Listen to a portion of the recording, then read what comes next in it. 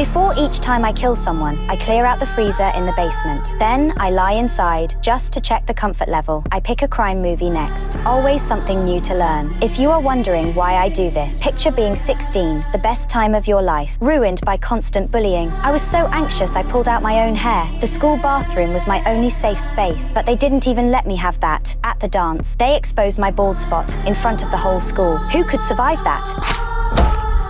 Of course I snapped. I ran to the store, bought some cleaner for bloodstains. At checkout, the cashier ignored me, lost in her headphones. I tried to find a bag myself. She whispered to her friend that I looked like a thief, but I'm not that quiet little Rhiannon anymore. Now, I settle scores. Since she loved talking on the phone so much, I tested how waterproof her phone really was. Gone? You there, babe?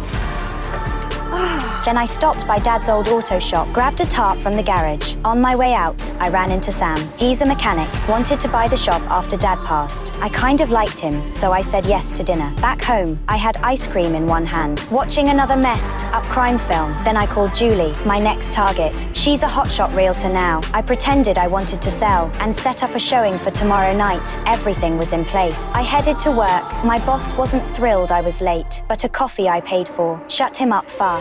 I also brought some cake. My co-workers loved it. I wasn't invisible anymore. Then I saw yesterday's paper. I froze. The headline, my idea, but only Jeff's name was on it. I stormed into the break room. He shrugged. Said, whoever writes it gets the credit.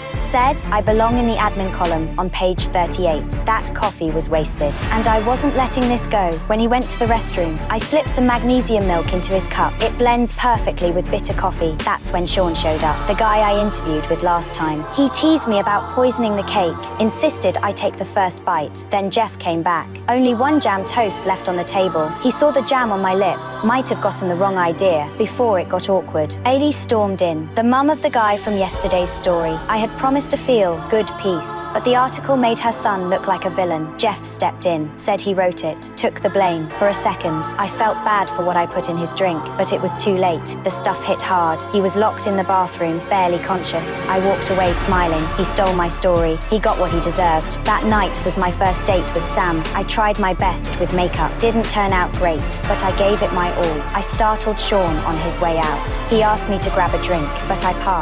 Told him maybe next time at the restaurant. I waited 2 hours. Even the staff told me to give up the table. Then Sam finally showed. We reached for a hug and a handshake, ended up with an awkward chest bump. Not sure if it was an accident. During dinner, he wouldn't stop talking business, but I still liked him. After dinner, I confessed I liked him. He didn't say no. We had a good night. The next morning, I was dancing around in joy. Then the police called.